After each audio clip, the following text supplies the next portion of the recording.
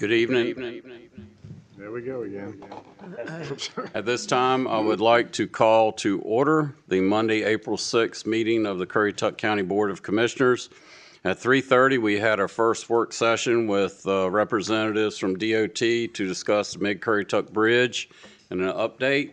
And then our second work session was to discuss an off-road traffic study with a presentation from North Carolina State Institute for Transportation Research and Education. At this time, I would like to ask Pastor Adam Taylor to come forward with the invocation and lead us in the Pledge of Allegiance. Please stand.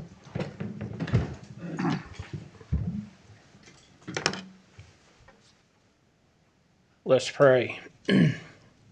Almighty God, who we know is the giver of all good things, we thank you for the natural majesty and beauty of this land. They restore us, though we often destroy them. Father, we ask that you heal us and heal this land. We thank you, God, for the great resources of this nation. They make us rich, though we often exploit them. Father, we ask for your forgiveness. We thank you, God, for the men and women who have made this country, this state, and this county strong. They are models for us, though we often fall short of their example and ideals. Father, we ask for you to inspire us to act in a way of service to and for the good of others. We thank you, God, for the torch of liberty which has been lit in this land. It has drawn people from every nation, though we have often hidden from its light. Lord, we ask for you to enlighten us to the magnitude of our freedoms and blessings you have bestowed on this land and its people. We thank you, Lord, for the faith we have inherited and all the riches found in belief in Jesus Christ. It sustains our life, though we have been faithless again and again. Lord, will you please renew us in our faith and belief? Help us, O Lord, to finish the good work begun here. Strengthen our efforts to blot out ignorance and prejudice and to abolish poverty and crime, and hasten the day when all our people with many voices in one united chorus will glorify your name. Almighty God and our Heavenly Father, send down upon these who hold office as County Commissioner in Currituck County, North Carolina, the spirit of wisdom, charity, and justice, that with steadfast purpose they may faithfully serve in their offices to promote the well-being of all people through Jesus Christ our Lord. Amen. Amen. Attention, salute, pledge. I pledge allegiance to the flag of the United States of America and to the republic for which it stands, one nation, under God, indivisible, with liberty and justice for all. Thank you, Pastor Taylor. Thank you. Would also add for those at home to also remember our brave men and women in the armed services that are in conflict right now, and for those that lead them for wisdom, and also to remember Commissioner Etheridge as well. And with that, I'll ask the attorney to read our ethics and conflict of interest reminder. Pursuant to GS 153A-44, a commissioner has a duty to vote on matters coming before the board, but may be excused from voting on issues involving the commissioner's own financial interest, official conduct, or on matters on which the commissioner is prohibited from voting under GS 14-234 or 160D-109.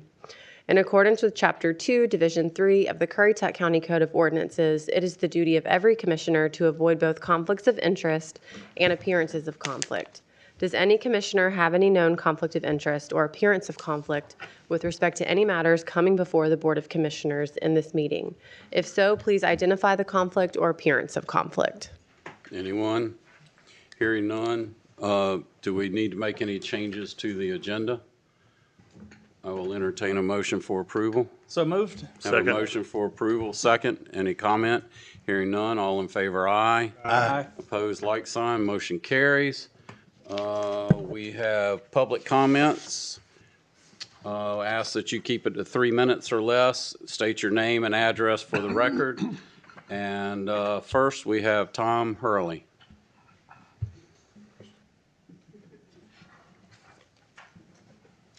Thank you. My name's Tom Hurley. I am a resident in the four-wheel drive area we've been speaking about today, and for 20-plus years. Also a member of the planning board. Learned a lot by being on the planning board, and I appreciate the opportunity to talk. I think on a few things that were brought up today, and it's a lot to digest, and we saw the results from the access, and it's just some of the numbers blow my mind. There was one that I think Tony had brought up that about the stopped cars. That one should not be overlooked. I would venture to say that's probably 3 or 4 times the amount of turnarounds. And despite the sign saying police cars only or no stopping, it's just constant. So the bottleneck starts there.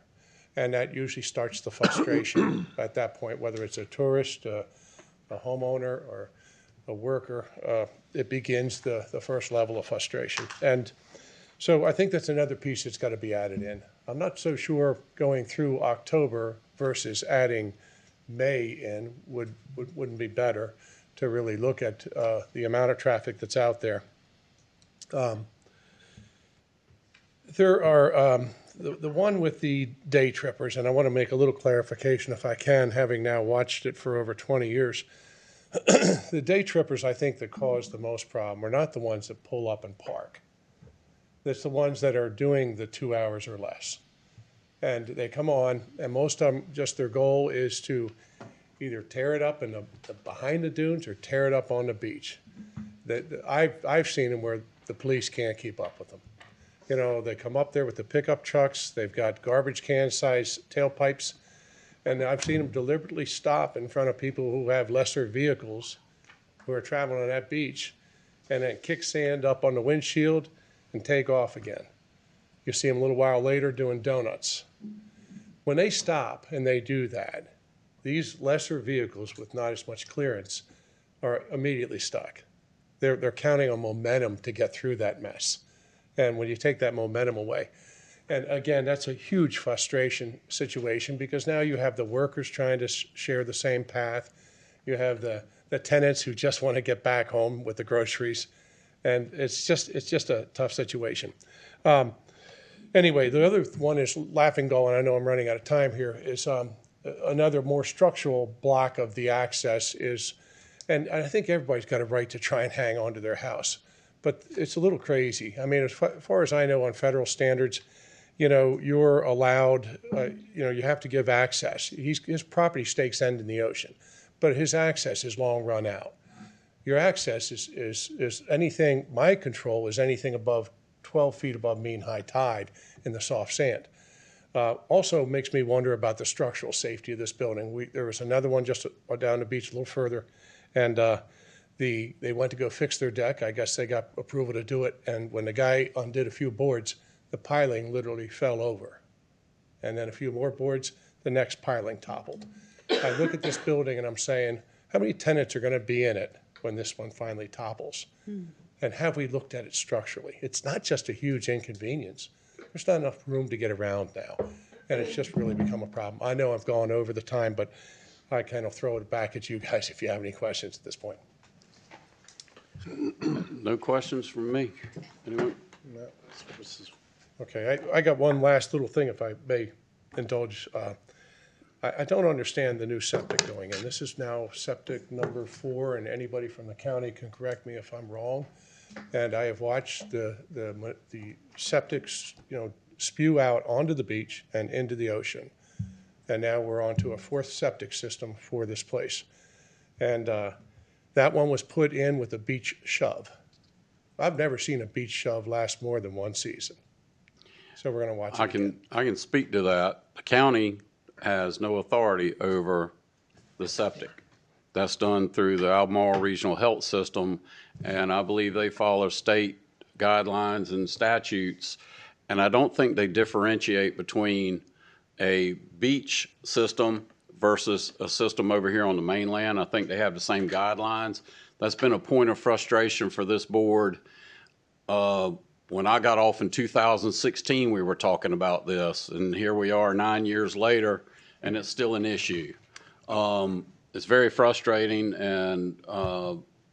Payman is our representative on that board, and hopefully he can have some conversations with them, but they are bound to follow the state laws. We recently just redid it, so where now that the Albemarle Regional Health Department now can act on, make some of their own guidelines now, does not have to follow all the state guidelines. So that has recently changed. Well, yeah, certainly it's an environmental issue too with that. It's a that much big sewage issue. is for sure. I can't thank you guys enough for the time and appreciate what you do. Thank you, sir. Yeah. Next, we have John Snowden.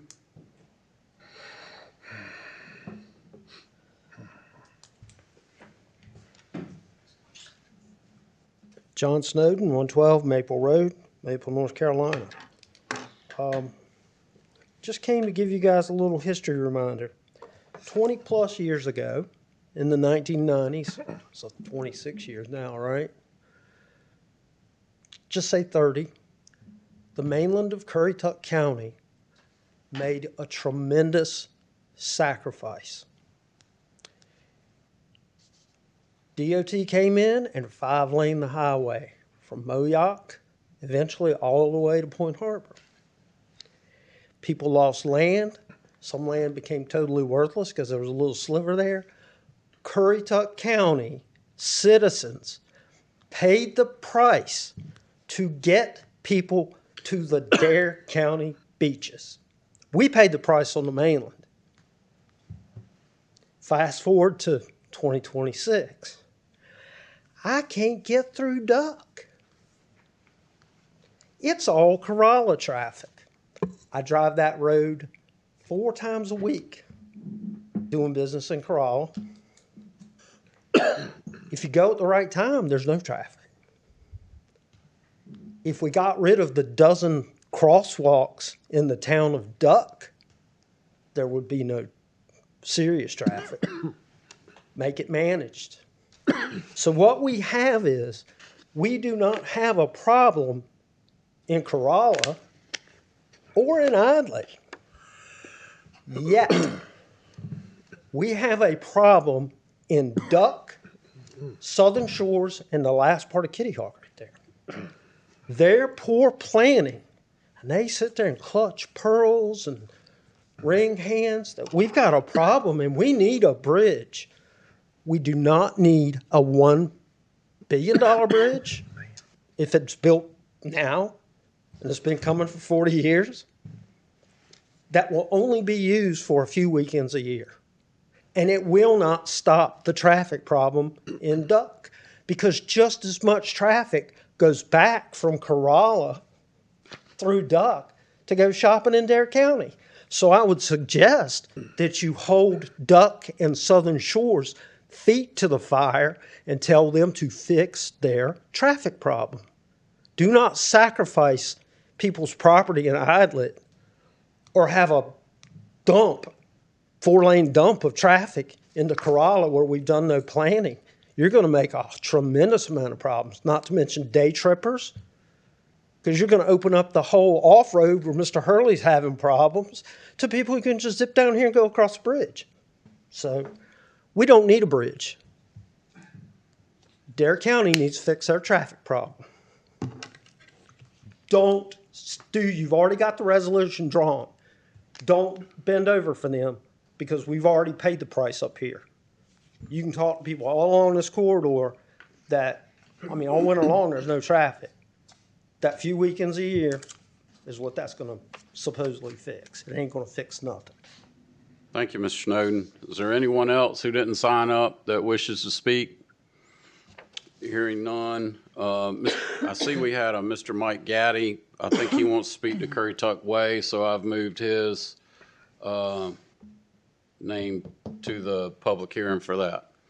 All right, with that, our next item is legislative reports.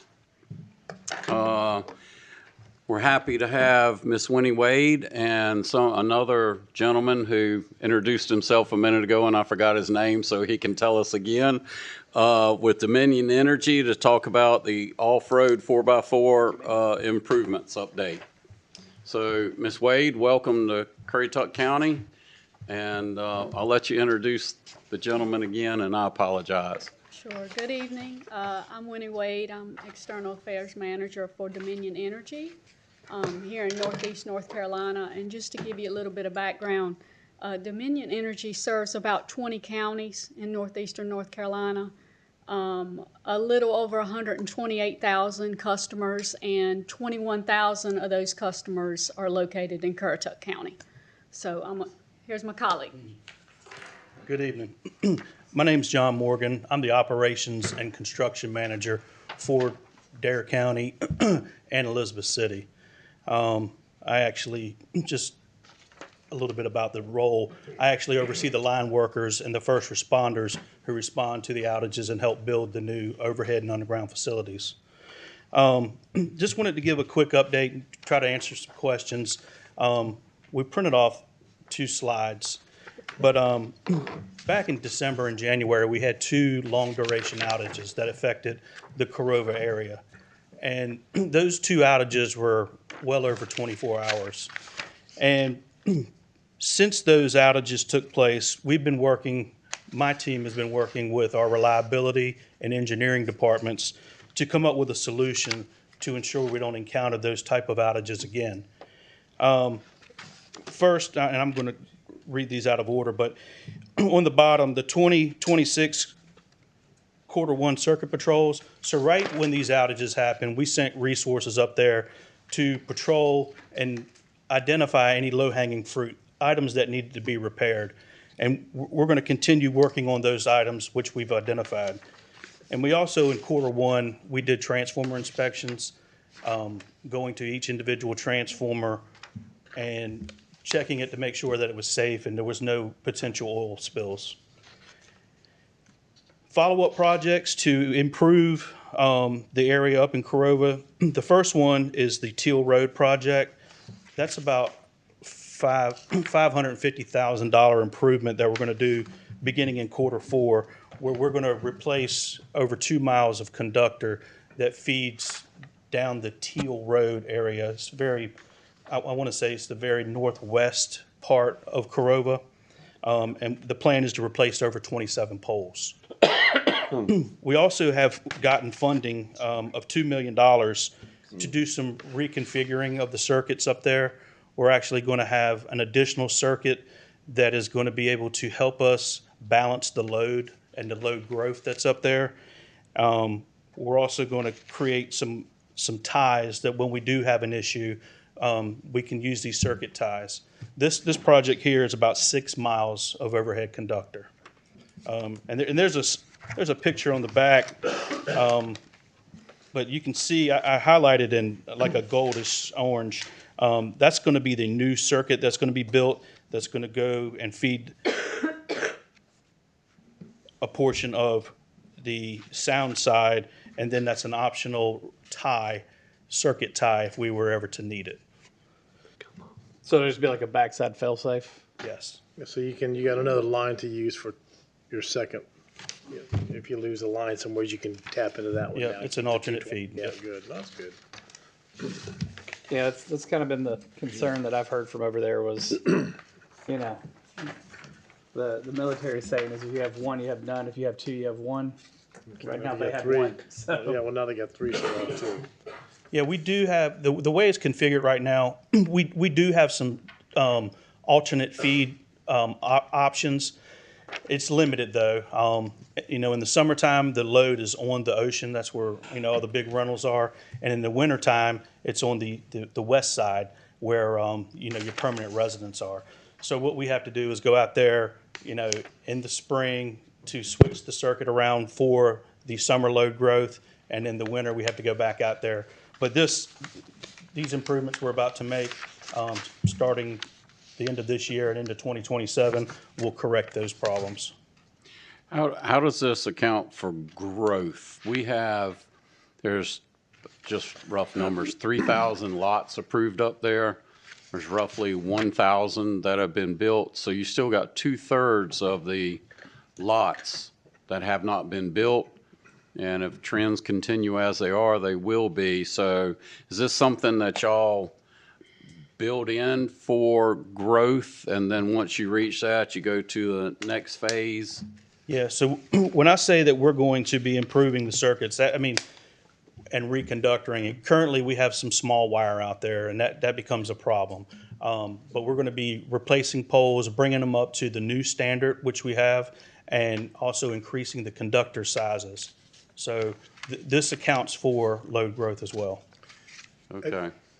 Just a little side note then, kind of with this, but when we're talking about the growth, a few years back, I had a meeting with Dominion Power, and one of the concerns they had was with the old infrastructure and the lines was the quality and the gauge, I guess, and because of all the electric vehicles down to homes that require extra power, and they were concerned. So there was a push to do upgrades. I mean, are you still working on major upgrades throughout the network? Because is that a concern or not anymore? That is a concern, and the electric vehicle chargers, that does Correct. put a strain on the infrastructure. Correct. However, again, we're bringing in a whole nother circuit that is going to be able to help support the growth in that area. And with that, okay.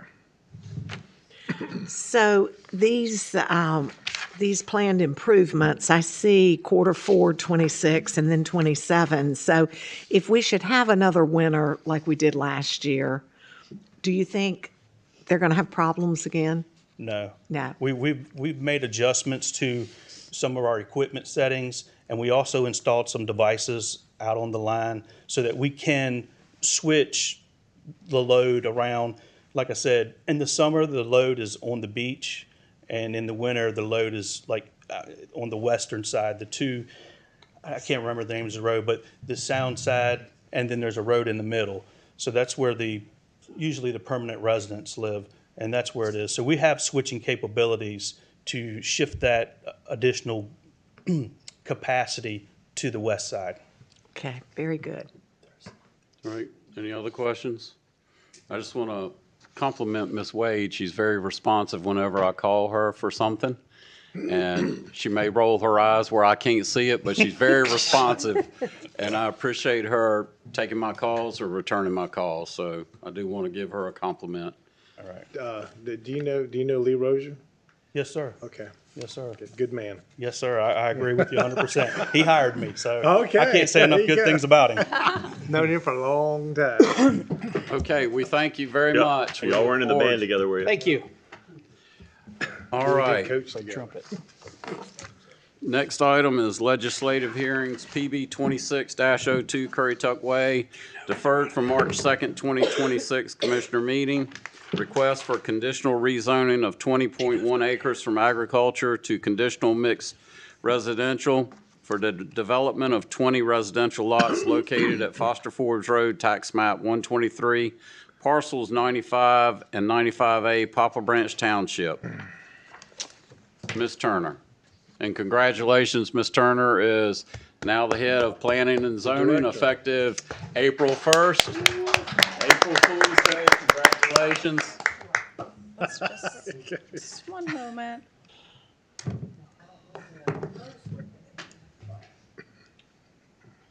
Paul, should have to be in power of the state. Oh, meeting, they might bill us. Yeah, that's the one I had up. Did you make changes? I did, but there was something that was supposed to be there that wasn't. At the beginning?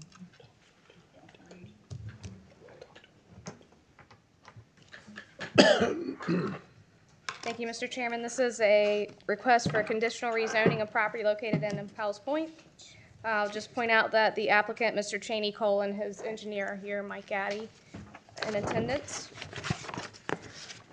Here's the subject property. It's about 21 acres on Foster Forbes Road. And you can see that it's close to, you may be familiar with the Foster Forbes Mine, Pinewood Acres subdivision, as well as Currituck Woods and Wild Geese Landing. It's in that vicinity. Spot Road being to the south. This is just a little bit zoomed in a little closer on the property. The property is zoned agriculture, and it borders other agricultural zone property and a little bit of general business property as well.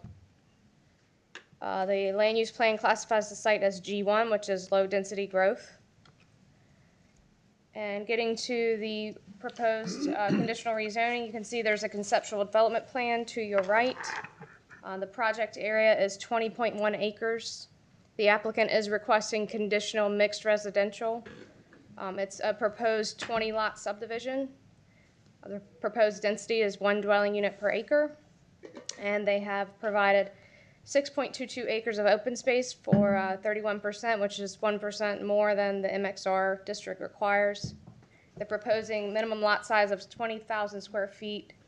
Based on the design, the average lot size is 25,533, and the largest lot in the subdivision is 75,210 square feet. It's proposed to be serviced by county water and on-site septic systems. There's a wet pond proposed in the front of the subdivision. I say front, that's adjacent to Currituck Highway.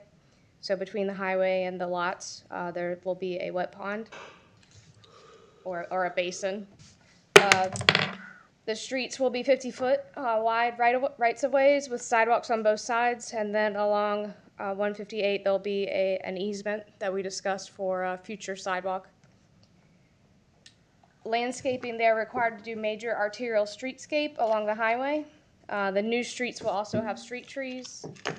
They're proposing a type A buffer along the perimeter adjacent to Currituck Way here. So there'll be the type A buffer here, and then along Foster Forbes.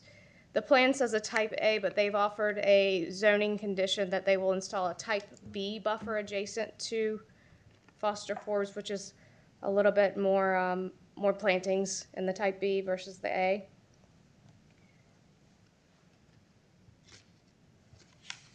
Just looking at the density request, again, as I said, the density request is 1 dwelling unit per acre. Just wanted to point out the Currituck Woods subdivision that's right here adjacent to the property. This is also found in your agenda package, page 6. Is 1.23 dwelling units per acre with an average lot size of about 30,000 square feet and really not much open space to speak of in that subdivision. The same for the Pinewood Acres subdivision here to the south. Density is coming out to about 0.84 dwelling units per acre with the average lot size of 40,000 square feet, and again, not much open space there to speak of. And then the Wild Geese Landing project that's to the north on the other side of Currituck Woods has a density of 2 dwelling units per acre. Those are 44 townhome units and about 30% open space for that project. The applicant is proposing that this conceptual development plan is the part of the rezoning request. So the development will conform to the proposed conceptual development plan. There'll be a minimum of 20,000 square foot lots. A type B buffer along Foster Forbes Road will be installed. Manufactured homes will be prohibited. Duplexes will be prohibited. And the developer will record a restrictive covenant to require curbside trash service prior to putting the first phase of the subdivision to record. And then residential dwellings shall be substantially consistent with the architectural elevations submitted, and I'll show you those now actually. So these are the architectural elevations that will become conditions of approval as well. So they won't be tract homes?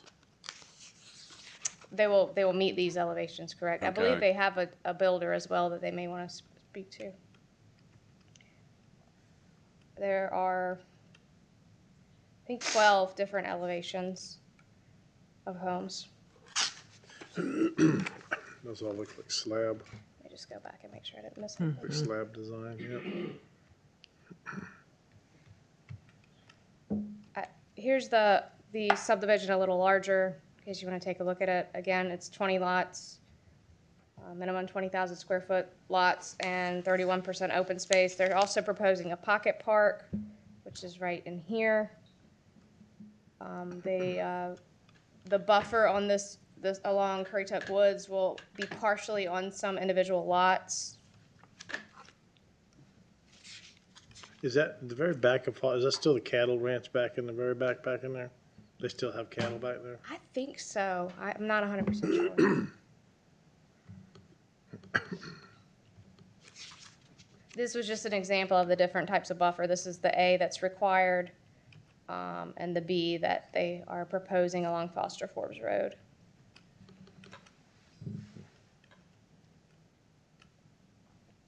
So the Imagine Currituck 2040 Vision Plan classifies the site as G1 low-density growth. It's intended for compatible low-density rural residential growth that may be supported by a limited small-scale neighborhood retail. Residential should be in keeping with community character. Limited municipal type service may be available, such as water. You're familiar, I'm sure, with land use plan policies of the Imagine Currituck 2040 Vision Plan regarding encouraging development to occur at densities appropriate for their location. That the future land use map is not the sole guide for decision making. Consider community character. There's infrastructure and county services policies regarding new development connecting to the county's water system at the expense of the developer, and that septic systems and suitable soils are acceptable.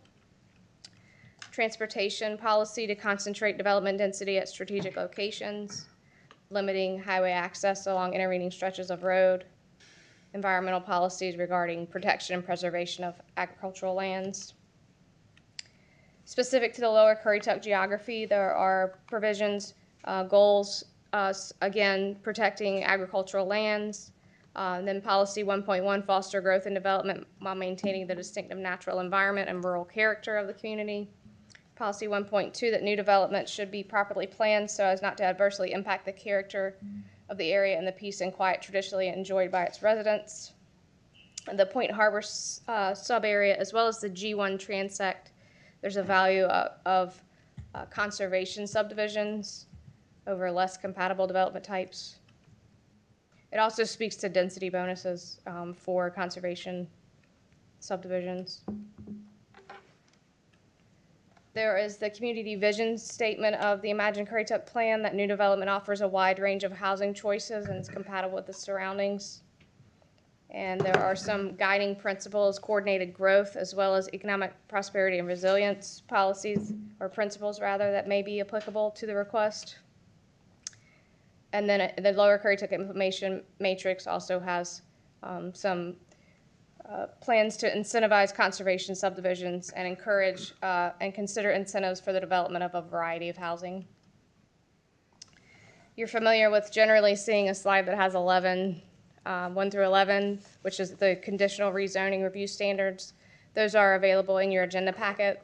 Those standards are basically that the board can consider whether it is consistent with adopted plans, compliant with regulations, responsive to some change or need in the community, compatible with surrounding areas, minimizes impacts, supports orderly growth, whether the project can be served by infrastructure, and whether it advances the public interest.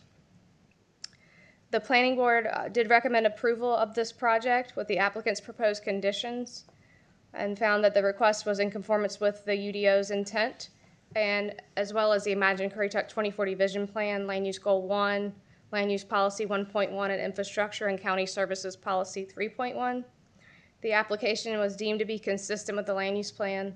The property is approximately 20 acres of farmland / field. It's not detrimental to landowners, neighbors, or the surrounding community. The current actual permissible development and the proposed development are similar with respect to single-family home development, and the density requested is similar to the adjacent density. It's in the public interest as it will provide housing options in the Point Harbor sub-area. And this is a list of the applicant's proposed conditions. Again, includes the conceptual development plan that was provided, as well as some specific additional conditions the applicant has offered. I'd be happy to answer any questions the board has at this time. Got a couple if I may. Yes, sir. First of all, the water supply for that, does that come off the Grandy Tower? You mean the pressure? The domestic water, yeah, for pressure, is that off the Grandy site? I'm not sure. Do you know? The tanks are for storage of water. I know, but I mean, the point I'm getting at is I know in the fire department, we did flow testing down there a while back, and I know that the flow testing at the fire hydrants was very low. in certain Well, there's- areas around there? There's another tank in Currituck Industrial Park, right? Yes, that's what I was getting, is that pressure, I guess, is the pressure coming up for those lines coming off of that? or Right, they'll which do you- have to, of ones? course, meet the required fire flow with their Okay, project, because I so. know the current, because I know there was, that's what happened with the flow for when the cotton gin burnt down. Because the lines they were low and no water pressure. I just didn't know, because I know they said when they went further down, the lines got smaller. So I just didn't know what the water pressure or where that capacity was coming from, number one. Because I do know when the fire department was on, we did testing down there, we had some hydrants that were really, they'd go right at the end of the fire hydrant. So, which wasn't good.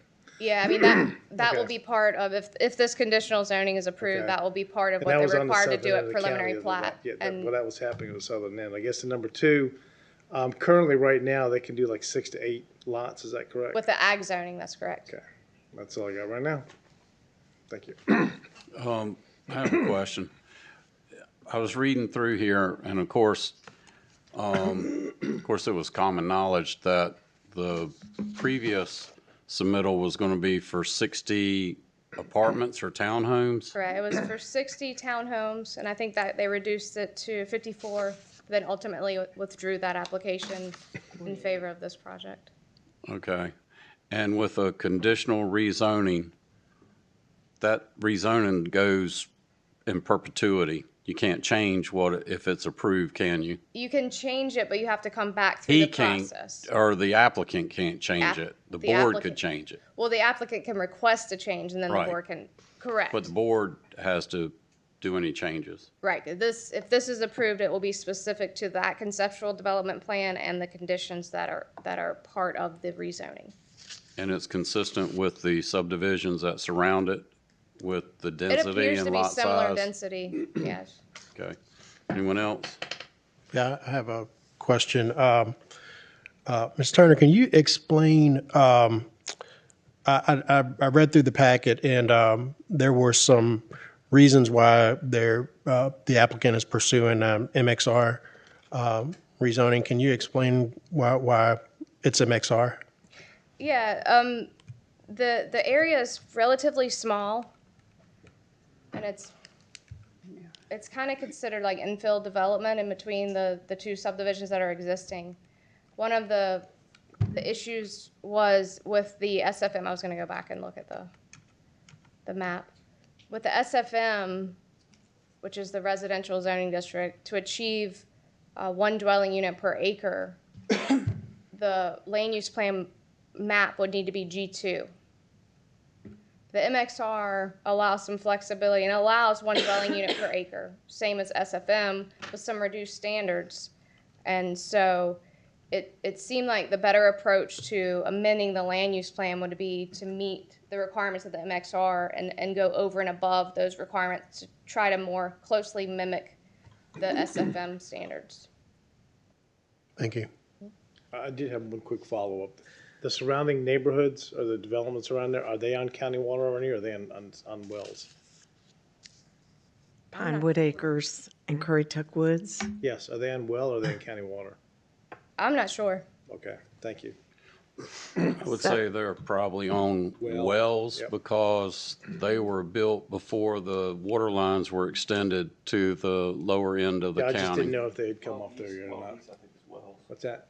Yeah, I just didn't know if they So, had paid to come up. Jenny, with a change in the Currituck Imagine land use plan, they could still get 20 in single-family mainland, right? Correct, with the G2. So this is not giving them more homes than that kind of zoning would, right? 20 is what he's asking for, right? Correct. Okay. That would be the maximum density in the SFM with the G2 transect.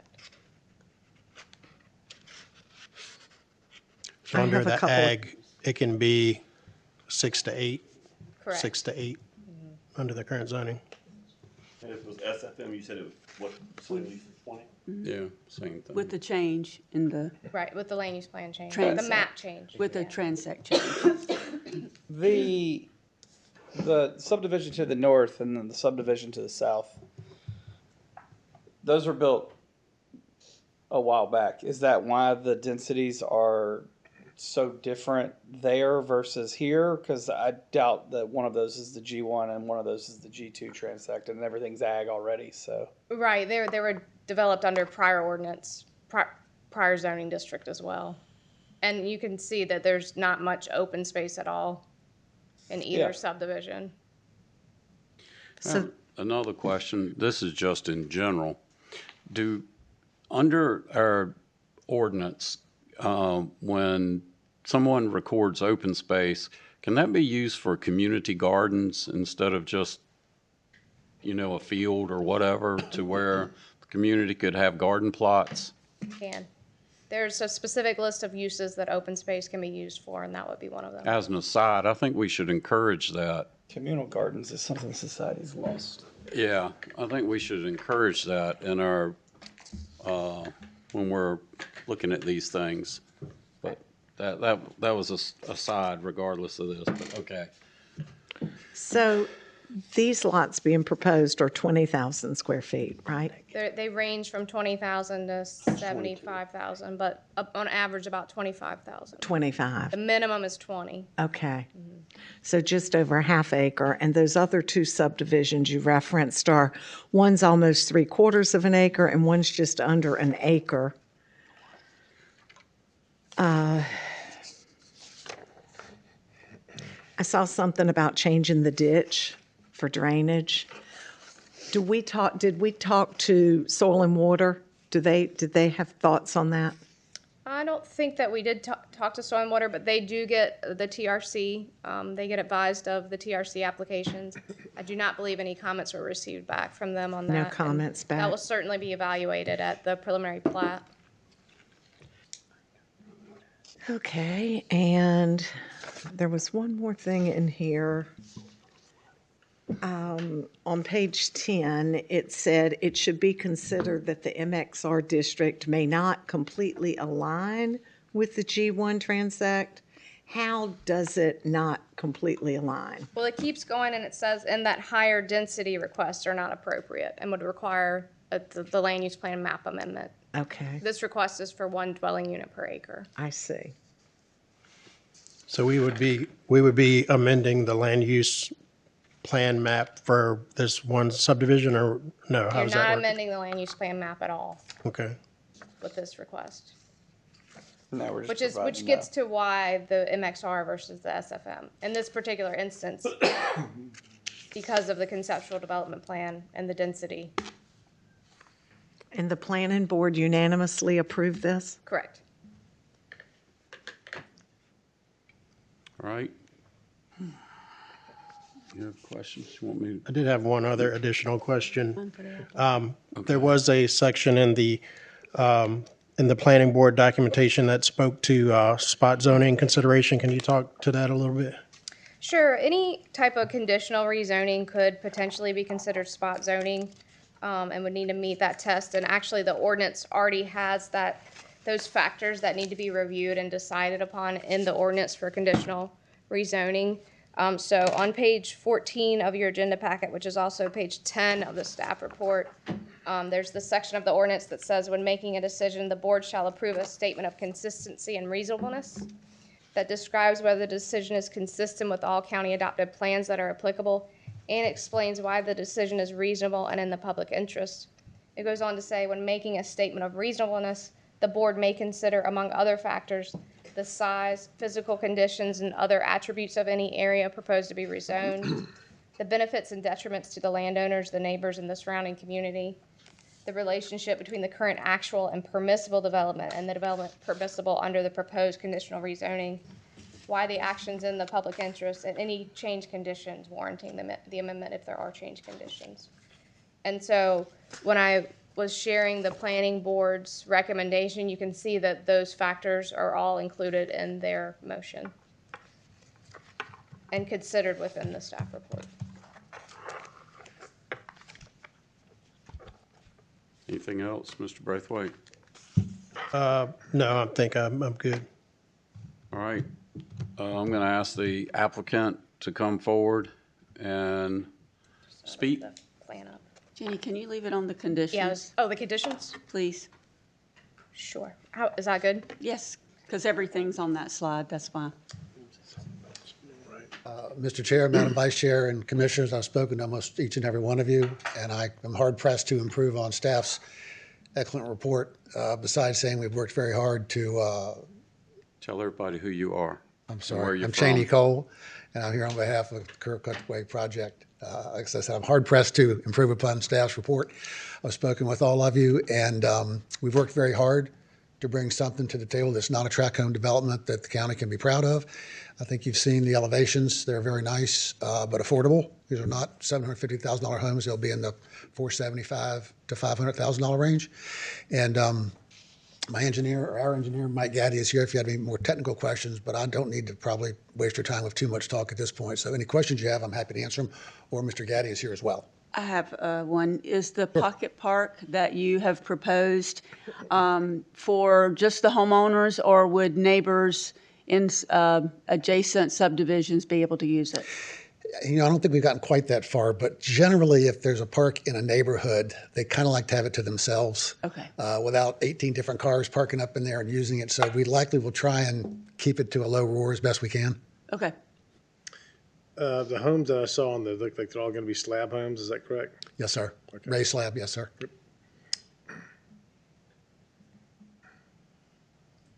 All right. Any other questions? Thanks, everybody, for their time. Thank you, Jenny. I appreciate your time as well. Thank All you. right, thank you. All right, further discussion from the board? Is there a public hearing? You want to open the public hearing? Oh, yeah, public hearing, I'm sorry. Signed up, we have Mr. John Snowden, if you'd like to come forward and state your name, address, and 3 minutes, sir. I got a total of 6 minutes and I did pretty good, didn't I? We're gonna start charging you extra. Well, I got extra on my tax bill. John Snowden, 112 Maple Road, Maple, North Carolina, formerly Griggs Corner in 1890. Had a few questions here. I'm concerned with any development in the county, especially rezonings, because a rezoning in Moyoc affects our tax rates all throughout the county. A rezoning in the southern end of the county affects our tax rates because houses bring families. We like families. I like that in my business, vegetable delivery. I like dropping boxes. I like kids because kids come to the farm and they see stuff driving. But every child we put in a school costs $3,300.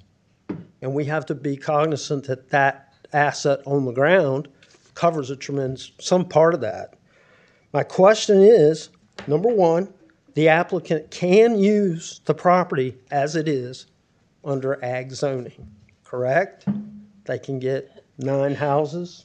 I think you said 8? 6 to 9? So they can use the property without the rezoning.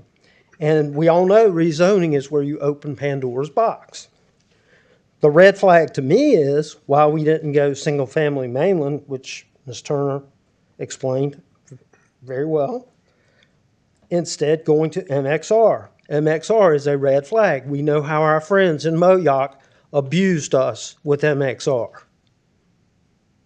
We don't want that end of the county to turn into what that's become. So, my big question is, the presentation said some duplexes. No duplexes? Okay. No, That's not good. allowed.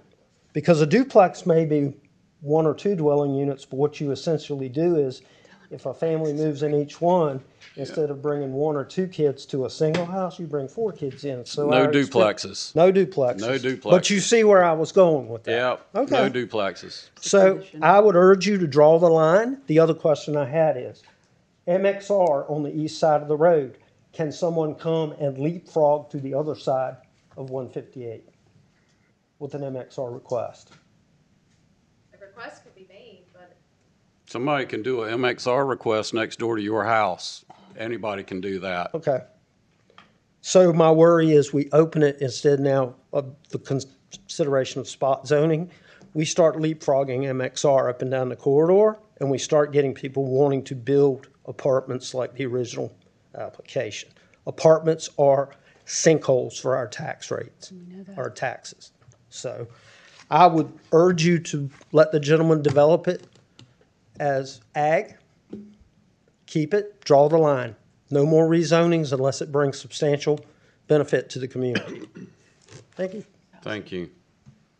That is the only person I had signed up. Is there anyone else in the audience that didn't sign up? Seeing none, I'm going to close the public hearing.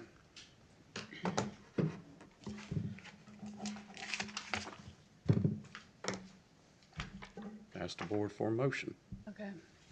Any more comments or questions? or- Take comments. Yeah. Any more questions?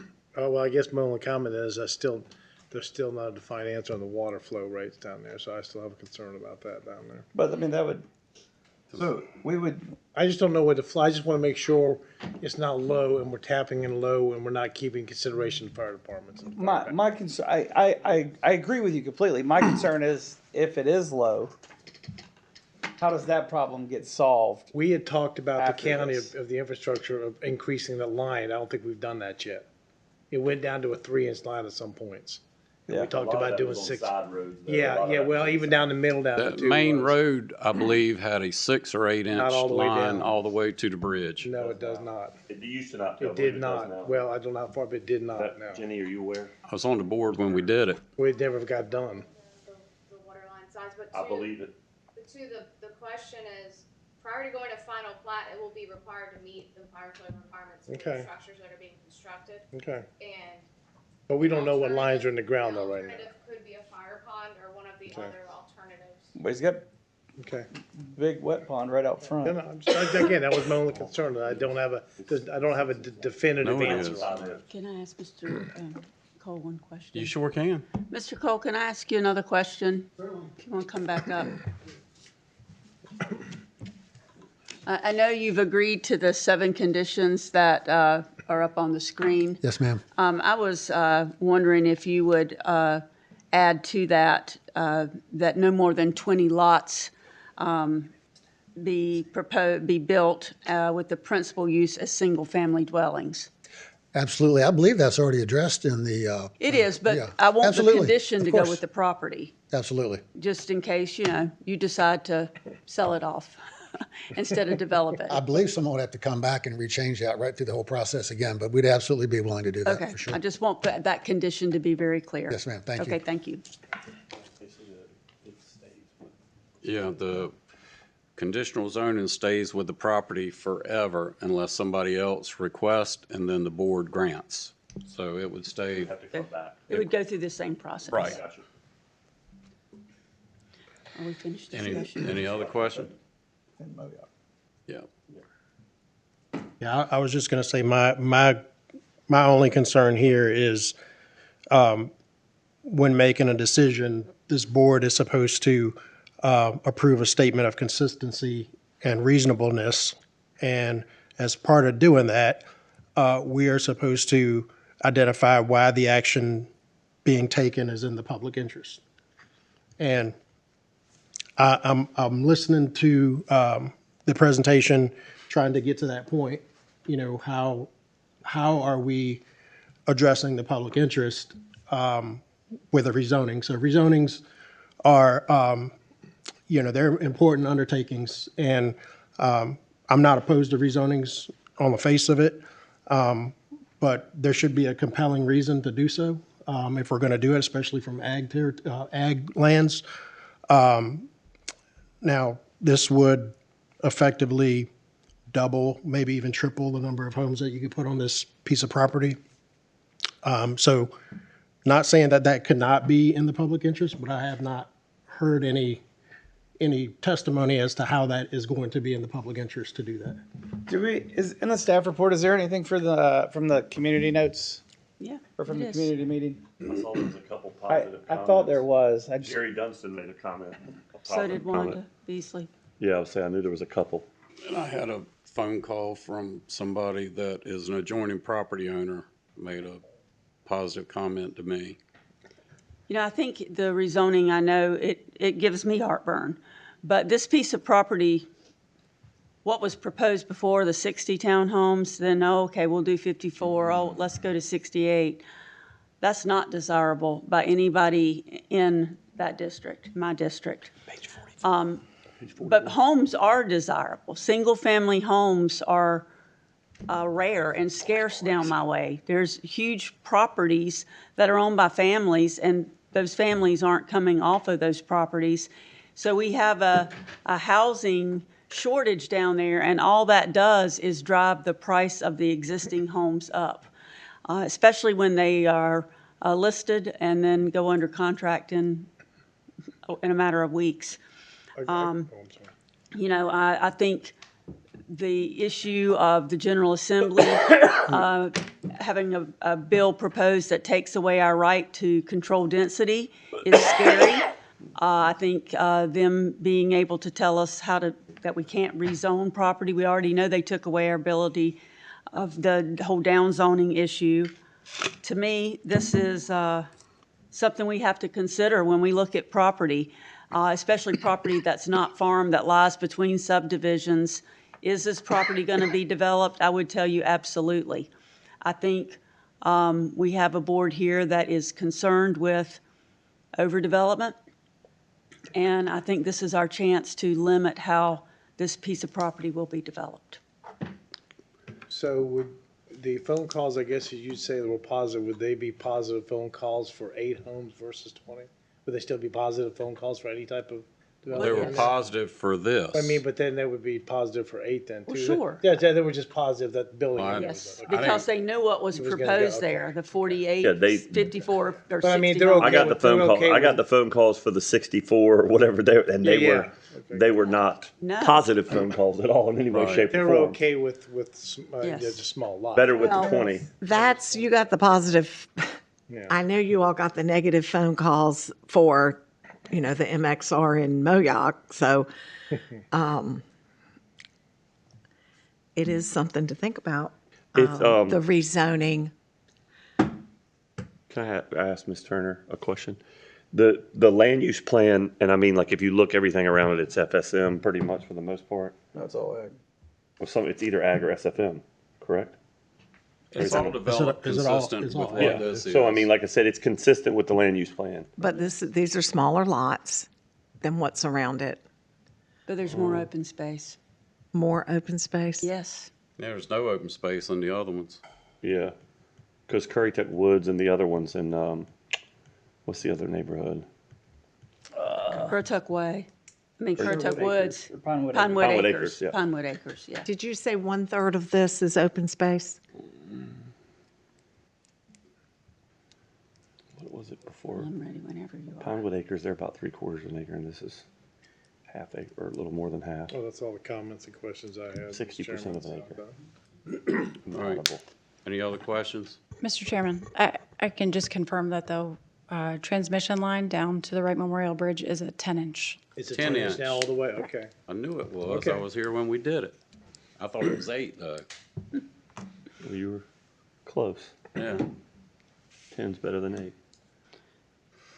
All right. Was done. Have a motion? Yes. Mr. Chairman, I move to approve PB 2602 Currituck Way with the applicant's proposed conditions that are, 1, development of the property shall conform to the proposed conceptual development plan.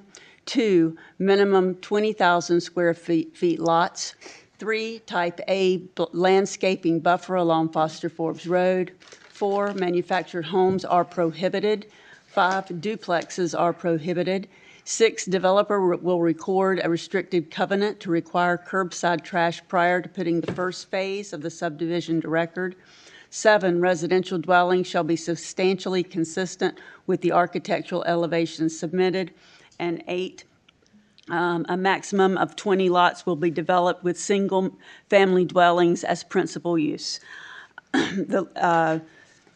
The request is in conformance with the general purpose and intent of the Unified Development Ordinance and is consistent with the goals, objectives, and policies of the Imagine Currituck 2040 Vision Plan, including Land Use Goal 1, Land Use Policy 1.1 and 1.2, and Infrastructure and County Services Policy 3.1, and Point Harbor Small Area Plan 6.1. The application is deemed to be consistent with the G1 transect of the land use plan. The property is approximately 20 acres of farmland field. The request is not detrimental to homeowners, neighbors, or surrounding community.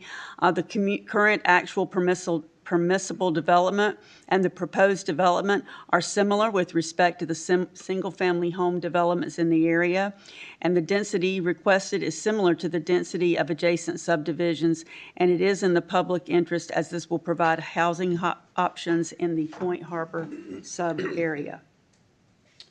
We have a motion. Do we have a second? I'll second. Any further discussion? Hearing none, all in favor signify by saying aye. Aye. Aye. Opposed? Nay. No. 4-3, motion carries. Thank you. Next item is, I think, again, Ms. Turner?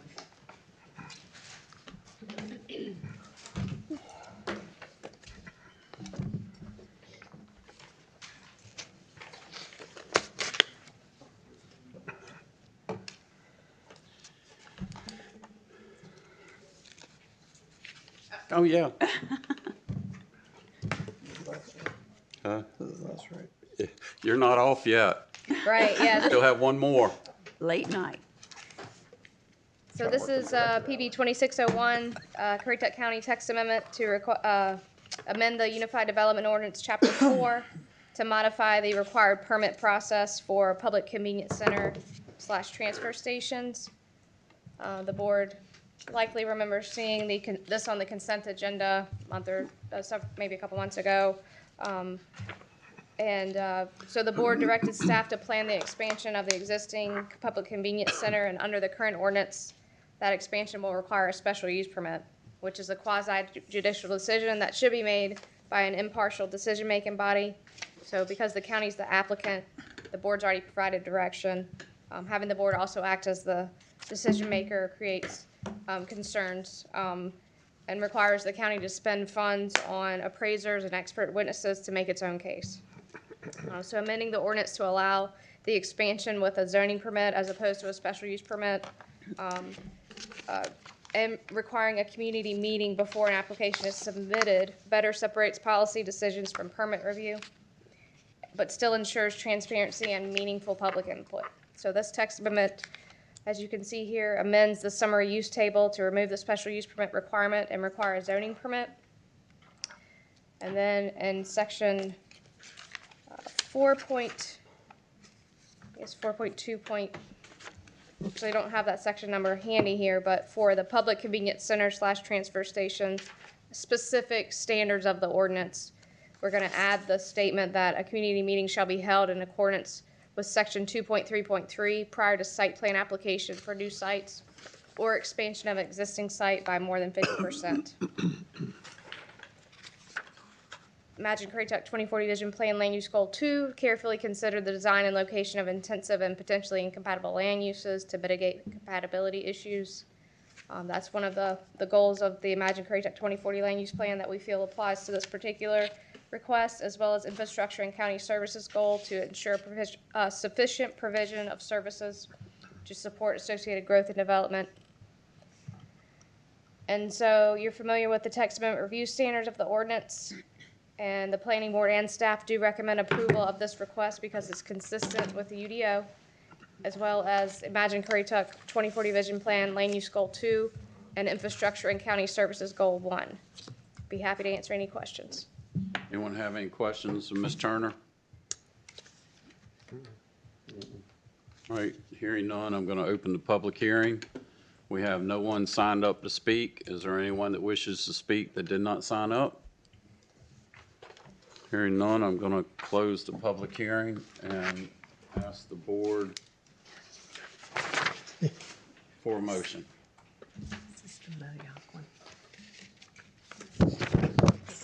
You have to expand, yeah.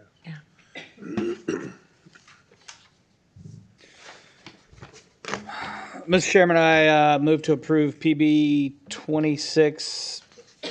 Wait, this is 2601. 01. Oh, okay, 2601, Currituck County Text Amendment, because the request is in conformance with the general purposes and intent of the UDO, and is consistent with the goals, objectives, and policies in the Imagine Currituck 2040 Vision Plan, including Land Use Goal 2 and the ICS Goal 1. What is County Services Goal 1? Yes. Yeah. Second. I have a motion and a second. Any further discussion? And just to clarify again, there will still be a public meeting where the public will have to have an opportunity to come out and speak. But if we vote yes for this, why are we not having the public meeting first? This is a change to the ordinance. The project comes next. I That's when see. that's when the public meeting comes, and then it'll Site come back plans to and all us that again. Okay. What this does, it keeps us from having to hire expert witnesses against ourselves. Is basically what it amounts to. But the public will still be involved. They'll still be able to come, and then the board will still have to vote. So we're changing, this is for really all of Currituck, changing this ordinance, not just the one we're considering? It would affect It's them all. for, This only applies to public convenience centers. Right. Right. So only county-operated facilities. Okay. I mean, Grandy and all that, yeah. All right. We have a motion and a second. Any further discussion? Hearing none, all in favor, aye. Aye. Opposed, motion carries. New business.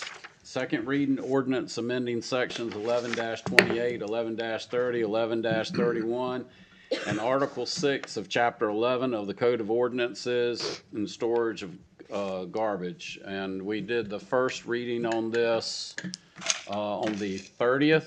Yes. And it requires 2 readings because it's a change to the ordinance, correct? Because it's a change and it has the criminal penalty criminal provision. penalty That to is it. correct. Correct. All right. So all we need is a motion to approve it again? That's right. So moved. Have a motion. Second. Good gosh. Third. Tony, I got the second. There we go. Okay. We're doing this. All in favor, any discussion? Hearing none, all in Take and favor, bake. aye. Aye. Opposed, like sign, motion carries. Item 2 is resolution authorizing electronic notice and advertisement. Ms. Walton, is that you? Or Oh. would that be the attorney again? Yes, that would be me. Thank you, Trying to give Mr. you a chance, Chairman. Ms. Walton. Put you in Okay. the spotlight. So this is just for convenience sake. By statute, we are allowed to advertise only electronically for just these items listed. Advertisement for bidders on construction and repair contracts under GS 143-129. Advertisements for bidders on contracts to purchase apparatus, supplies, materials, and equipment under GS 143-129.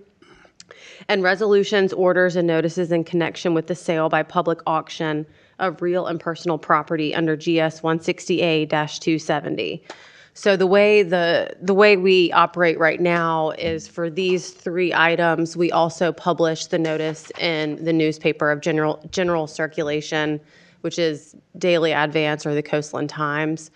And so you have the authority to change that and not require the publication and just it be posted online, on our website, and all that good stuff. So it saves time, it saves money, The fees and that they make us pay for that stuff. it's because very they're- expensive. I mean, for sheriff sales where we've done stuff in the past, I mean, it's like, we're not advertising the USA Today or the, But it changes nothing about advertising board meetings and. Correct. I think that's the distinction to public. Yes, it is just those Here. 3 items that I Okay. read off. So it's typically, most of them is for contracts, for bidding, for competitive bidding on contracts, and then in connection with the public auction of real and personal property. That's it. Not these board meetings, really any board meetings.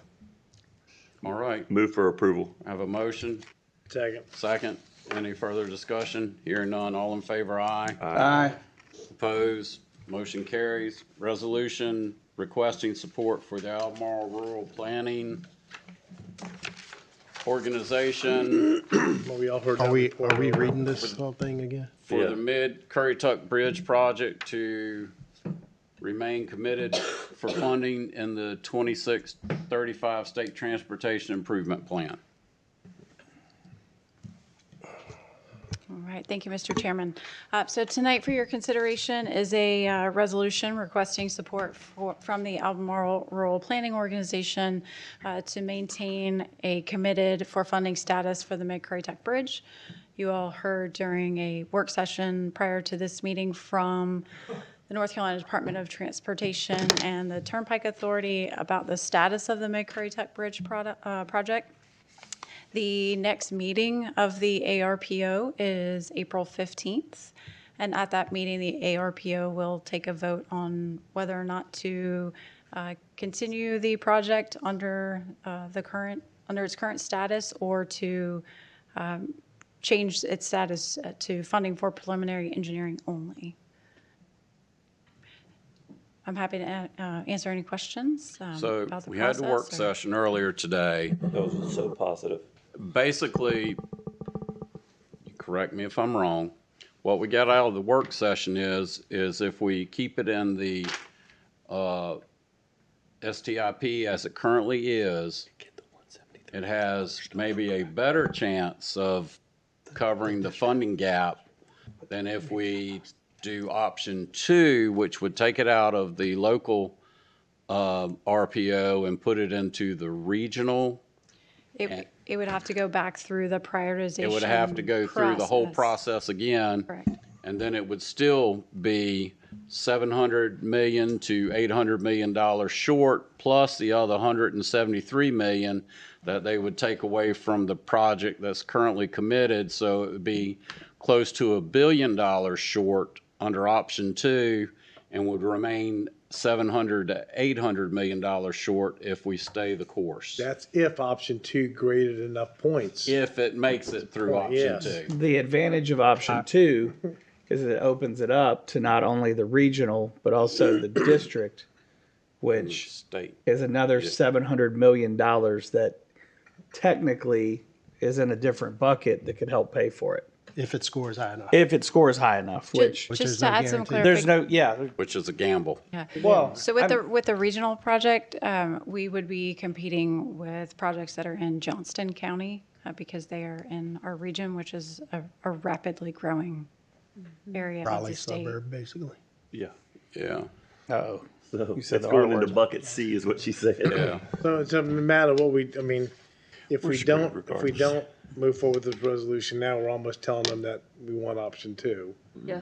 And if we do this, then we're just gonna have to wait and see what they do at their meeting. The RPO does. my question is, and I mean, based on what I kind of gathered from the work session, if we hold the money, if we pass this resolution and let's say the ARPO Decides to follows keep it. suit, right? We hold the money, we're still 800 million behind. But it gives time to find the money for the other. Well, but They've then we only can had do 40 federal, years. yeah, but we can do federal grants in that. Yeah. If we don't get Yeah, it, if we 10 do, years, then it yeah. goes off the federal grants radar. Right. Yeah, you're basically looking at a long shot and a longer shot, right? But option one good still puts answer. you Yeah. in the game, right? It's a Yeah. long shot. We're cheering for the 3-legged horse. And you Versus may the you two-legged may horse. have an opportunity to get we may get lucky and find some funding somewhere from the feds. I don't know. It doesn't sound promising, but I do know that Dare County is going to adopt the same resolution tomorrow. And the Southern Shores is adopting the same Well, you know resolution. what? Then we probably should, let's just go and see how that pans out. I move for adoption, Mr. We Chairman. have a motion for approval. I'll second it. Second. Any further discussion? Well, Hearing none, all in favor, aye. Aye. Opposed? Motion carries. Item 4, recommendation of award Ocean Sands North Crown Point Drainage Improvement Project Phase 1 Crown Point Pump Station. Thank you, Mr. Chairman. This is requesting recommendation of award for the pump station project, Crown Point Pump Station project in the Ocean Sands and Crown Point North Stormwater District. This will complete the first pump station within the district. The original project was divided into 4 phases. Each phase was estimated to be funded with about $12 million. When the initial cost estimates came back for phase 1, it was It well exceeded that, or maybe it was $8 million, excuse me. So the Phase 1 project has been broken down into segments. The outfall, which was the original segment, Segment 2, which came off of the county property at the water plant, and Segments 3 and 4, which crossed NC 12 and went over into Crown Point, have been completed. So this pump station will tie into the transmission line that's already been installed. The low bidder is Hatchell Concrete with a lump sum bid of $674,660. Staff recommends award of the project to Hatchell Concrete and also requests delegation of contract execution authority to the manager. And just for the general public again, this is all being paid for by the people who benefit. Yes, this is a service Special district. tax Yes, district for those people that receive the benefit. that's correct. So they're paying for it over there, not on the mainland. That's correct. All right, anyone have any questions? Right. Do we have a motion for approval? So moved. We have a motion. Have a second? Second. Any discussion? Hearing none, all in favor, aye. Aye. Opposed, motion carries. Madam Attorney, I want to ask you on these board appointments. Is it okay if we do all of the board appointments in one motion, or do we have to do each one of them? It's okay to do it all in one motion, as long as it's clear what the motion, who's being appointed to what. It'd be a long motion, but But it that's, would be one motion instead of 5 long motions. yes, One motion naming each one of them. Yes. that's correct. Yeah. If somebody wishes to do that. I can do it. Okay. Let me just start. Mr. Chairman, I make a motion for the following board appointments. Reappoint Emily Walker to the COA Board of Trustees. Reappoint Sonia Dowdy Green to the Animal Services and Control Board. Appoint Rachel Benner and Lauren Dozier to the Animal Services Control Advisory Board. Reappoint Justin Haslett and Andrew Schilling to the Game Commission. Reappoint Donna McCormick for the Senior Advisory Board. And appoint Mike Martine to the Tourism Advisory Board. We have a motion. Do we have a second? Second. I have, go ahead. Well, I have a quick question, just for my clarification. When it says reappoint, it says reappoint to the first full term? I was going to make a comment on that because Should she it be the filled. second or full? No, They're she filling filled. an filling in. unexpired term. Okay, She filled so an it's for unexpired filling in term. unexpired, okay, that was a clarification, got it, okay. Any other questions? I think Janet seconded, Commissioner Rose. Yeah. Janet, you second? I did. Okay, we have a motion and a second. All in favor, aye. Aye. Opposed, motion carries. Item 6 is consent agenda. Question on that. Did you get all of these appointments? There's something on the consent agenda. Yeah, McCormick. I do want to make a comment on one thing on the consent agenda. I see that, well, I know Kevin's going to comment on this, but Deputy Jason Jones is retiring. I've known that boy since he was born, and I can't believe he's retiring. And I wish him the very best, and I like the fact that the sheriff and the board approves letting them have their weapon when they retire. But he's your cousin, as a matter of fact. But he's worked a long time, and I'm happy for him. But do you have anything, Kevin? You said you had something. He had his last 8 weeks with me, so He's I time to entertained him, retire. and he entertained me, so He yeah. needed it. It was hazard pay, probably needed. There was something on the consent agenda I was going to ask a question about, and I'm trying to. Was it a budget amendments? It was something in the budget amendment. Hey, I'm looking for the one. Nothing bad, but I just wanted to ask one question. I just wanted clarification on it. All right. I gotta find it. That's what I'm looking forward to. There's a lot of them. I There's know. about 20.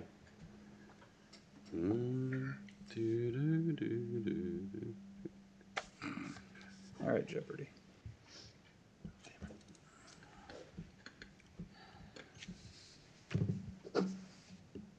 Check your notes, Kevin. Yeah, I did. I couldn't find it. Is it your antenna? No, I didn't have a question about that. We probably have a question about the same one. I know I was going to ask. Have we hired somebody for the? Well, it's not a budget amendment, but I saw there was a desk for the library position. Have we hired somebody for that? Yes, the position has been offered and accepted. Okay. Because I mean, I knew if we were buying somebody a desk or something, I was like, why are we buying a desk if that's not maybe the desk that the person wanted? But so. All right, All right, we're just gonna ignore me. Go ahead. I'm waiting for you. I can't. I'm waiting on you. No. All right, do we have a motion for approval? Move for approval. I have a motion for approval. We have a second. Second. Any further discussion? Hearing none. All in favor, aye. Aye. Opposed, motion carries. Next item is Commissioners' Report. We'll start with Ms. Rose tonight. So, shortly after our last meeting in March, I attended the Coastal Coalition meeting in Moorhead. Oh yeah. Plans are in the making to go to Raleigh, and when the General Assembly returns to their short session, I believe April 21st, because there's talk of doing something else to commercial fishing. Social Services Board, we had a meeting on, I believe, the 18th of, actually it was last week, and they introduced a new board member. At that time, she was sworn in, appointed by the state, Miss Kitty Etheridge. And we also have started this Be Aware campaign. April is Child Abuse Prevention Month. So we'd like for everyone to watch out for signs of abuse and call social services if you have concerns. 232-6040. And last Monday, I attended a district meeting at Camp Kale, the Albemarle Resource Conservation and Development Group. They work on our watersheds and our stormwater infrastructure, and they shared grant opportunities, which I've shared with their county manager. Thank you. Thank you. Mr. Payment? Thank you, Mr. Chairman. Just a couple quick things. First of all, this is really the first, I guess, meeting we've had since the elections or the primaries, and I just wanted to thank everyone who put their name in the hat to run. It's a hard decision. You got a lot of people talking out there, but nobody really wants to step up to the plate too much. So for all the winners and losers, just congratulate you for getting out there and wanting to serve for the community. So again, just wanted to thank you for that. Remember, we have a important election coming up, and there's information out there about the sales tax. You hear all the comments. Please read it. If you have any questions about it, call someone who understands what's going on. Hearsay out there can not be such a nice thing or good thing. Commissioners, other individuals out there, it's not a property tax increase. It's just for certain uses. We're trying to help get some more revenues in from the really from the tourists that come through. Yes, will some people pay it? Yeah, for some services you will. I know with my business, heating, air conditioning, that's one area that would get hit with it. But as those renters come down to the beach and their air conditioners break, well, guess what? They're going to be paying it. And they break every day, every house, all day long. So yes, that's what it's intentions for. And, so you see good and bad about it. So do your own research. Talk to your own individual. Make phone calls. I'm sure everybody up here will talk to you about it. And lastly, yes, it was mentioned earlier from our chairman, remember the troops out there. We have family members, individual friends, people that are overseas, they sign up to go when they're told to go, and they're doing a lot for our freedom, our country. Just remember them, say a prayer for them, and when you see them, thank them on the street or do something you can for them out there. That's all I got, Mr. Chairman. Thank you. Ms. Jarvis? Thank you. I want to say congratulations to our GIS coordinator, Harry Lee, our planning director, Bill Nunes, and Deputy Jason Jones on their retirements.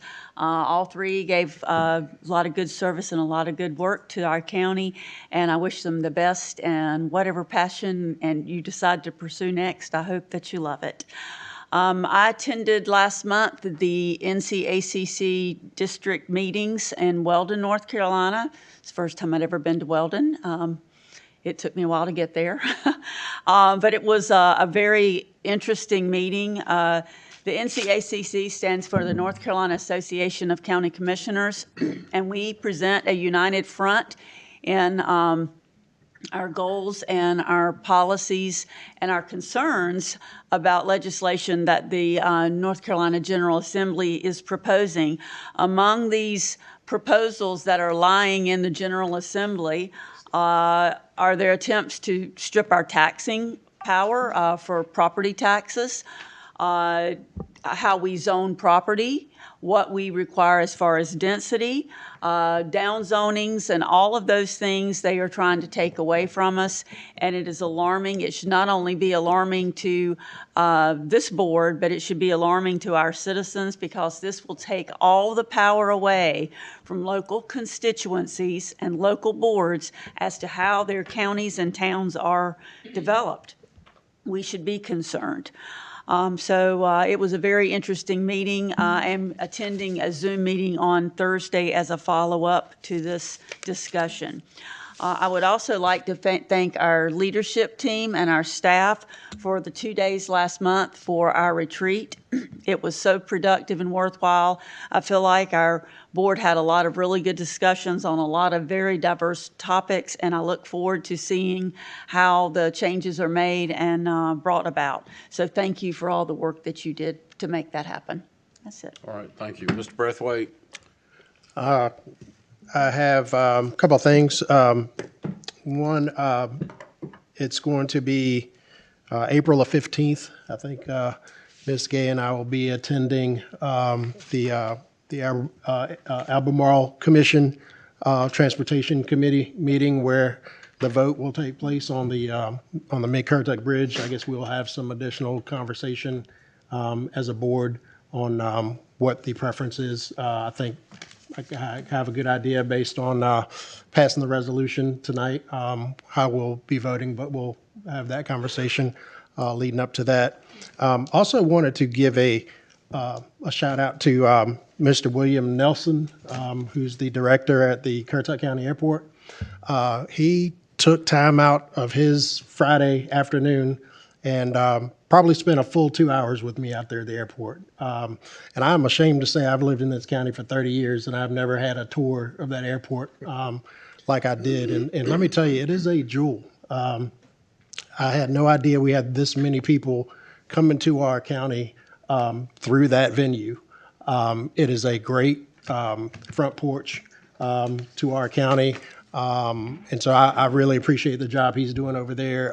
He's a great ambassador for the county, and he has great vision for the airport. So I really look forward to seeing how that develops out there. Something for us to be very proud of. So, Thank you, sir. Mr. McCord? I'd like to also say congrats to the 3 retirees, Harry Lee, Bill Nunes, and Deputy Jason Jones. Like I said, the 3 guys that worked for the county for probably close to 75 years, 80 years. Like I said, it's a thankless job at times, and nobody gets in government to get rich, because I don't think you're going to get rich working in government. I got 12 more of these meetings, and I'm going to try to make sure I keep my comments very nice and professional, because I am a nice guy. But and I'm going to openly say this about the sales tax referendum. I've seen the negative naysayers on social media. No way, or what? You're going to pay one way or the other. I'll keep it real, and I'll keep it real. I'd rather tourists be putting in money towards it and helping with it than my property tax going up, because nothing's cheap. I mean, have anybody bought gas lately? It's $4 a gallon. Diesel fuel is almost $6. So everything goes up, and you can cut costs here and cut costs there. We do it all the time. But that being said, educate yourself. If you don't want to vote for it, you don't have to. But at the end of the day, you got to pay bills. We all do. So that's part of life. But a positive, over the holiday weekend, our fire and EMS and our public safety, not just because I'm part of public safety, but our fire and EMS, I called dispatch for one of my sons had a medical situation at our home. From dispatch to fire and EMS responding, we live in an amazing place. I've said that a million times. We live in a maze. If somebody's new moving here and they read some of the social media pages, I mean, you look at it and just like, whoa, where is this, like Trashville or something? We don't live somewhere like that. So nothing but a positive experience. They were so professional, so knowledgeable. I honestly didn't know one of the EMTs. I knew everybody else. But like I said, we live in a great place. So appreciate where we live compared to other places. But educate yourself on the sales tax thing. Like I said, I hate taxes. When I paid my taxes this year, like the last day, like most of us do, I wanted to fight myself in the parking lot at the courthouse. But, you know, we have to pay taxes. That's life. So, but we live in an amazing place. Congrats to the retirees. 37 months after today, and I will be one of them. 37 months. I got it to the T. 12 meetings of this, and I'll be done with this too. So, like I said, we live in an amazing place. If you don't like it, there's U-Haul rentals all over the place. But like I said, it is a great place to live and be part of the problems and solutions instead of complainers. So, but I think that's it for me. Thank you, sir. I don't know how we're going to fill this time slot. Yours was longer than mine tonight. Mr. Angel. Speaking of living in an amazing place, yesterday we had a boater go down. There's probably 20 to 25 boats out looking for him. Easter, lunchtime, pretty rough weather. Still the people over on the island. And I know we had some coming from Virginia and some coming from Corolla and stuff like that, or Corova as well, you know. So it puts it in perspective, you know. Communities, the point of having a community. You never know who you might need to help. It might be Kevin, or you might need Kevin's help. So that's why we put up with him. But yeah, just, you know, thoughts and prayers out to the Hodges family. And that's all I got. All right, thank you. I have nothing to report tonight other than just please remember our military men and women that are out there on the line for us tonight and every day. And with that, I'll go to the county manager's report. Thank you, Mr. Chairman. Just wanted to provide a quick update on some pedestrian safety improvements that we were awarded from North Carolina Department of Transportation that we're pretty excited about. So in Community Park, we are going to receive some upgrades to the crosswalks on Maple Parkway and College Way. And then over in Corolla, there'll be some improvements at Albacore Street and Schoolhouse Lane. And the total cost for those improvements is about $600,000. So we appreciate that opportunity. Absolutely. Also, Parks and Recreation will host a public meeting on Wednesday, April 8th. It's an opportunity to provide some information on the proposed Phase 3 of Community Park. It'll be a drop-in style meeting from 5 to 7, so folks are encouraged to come out and attend. And then also just wanted to point out that the Southern Outer Banks Water System will be conducting some routine hydrant maintenance over the next couple weeks, specifically on April 8th and 9th, and the 15th and the 16th. Thank you. All right, county attorney. Just briefly, I had the pleasure of volunteering with Stacy Joseph. She is the director of Senior Services Center. The March on Meals campaign was last month. I believe Commissioner Rose and Commissioner Jarvis also participated. I think Commissioner Jarvis weekly participates in that. And that is a really great program. I had no idea that the county provides meals to these individuals. They have to be 60 and older and live in Currituck County, and meals are delivered to them Monday through Friday, so 5 days a week. And it was a rewarding experience. And so if you have any questions about it, I would encourage you to call the Senior Services Center, and Stacy Joseph is amazing. She will sign you up too, buddy. She Yep. does a great job. All right, thank you. This time I'd like to recess our regular meeting and reconvene as the Tourism Development Authority. I believe we have a budget amendment. That's correct, Mr. Chairman. There are two budget amendments for consideration this evening. Did you have a question? Can we go into, can you just give a brief explanation of that budget amendment? Sure. So Commissioner Angel reached out earlier today about the budget amendment that moves, let's see, 113. well, it's $373,965. That is to cover the expense of 3 additional years of the beach monitoring and stability assessment. The cost per year is not equal. In 2 out of the 3 years, it's the entire length of the beach, and then 1 year out of the 3 years is everything south of the horse fence. So it's just continuing that monitoring program that we've currently been operating under. Thank you, ma'am. Yes, sir. All right.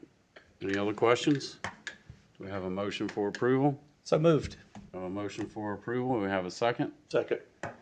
Any discussion? Hearing none, all in favor? Aye. Aye. Opposed? Motion carries.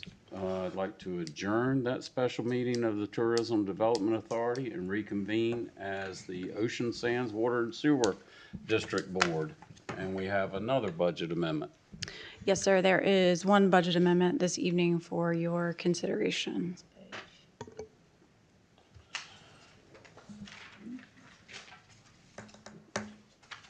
So, I'm happy to provide an have explanation questions? if you'd like.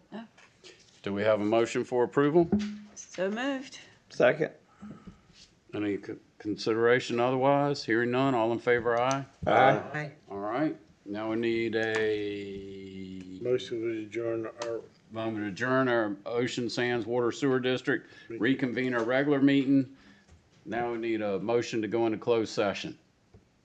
Did I get it right? Okay. So move. second. We got to read it. Got to read it. Oh, you gotta read the motion. Mr. Chairman, Read the motion, Chair. Pursuant to North Carolina General Statute 143-318.11A5 to establish or instruct county staff concerning the position to be taking in negotiating the material terms of a contract for the acquisition of real property by purchase or exchange to be used by any public purpose. The property is owned by Brenda F. Tyler and is located off Shortcut Road in Barco, North Carolina.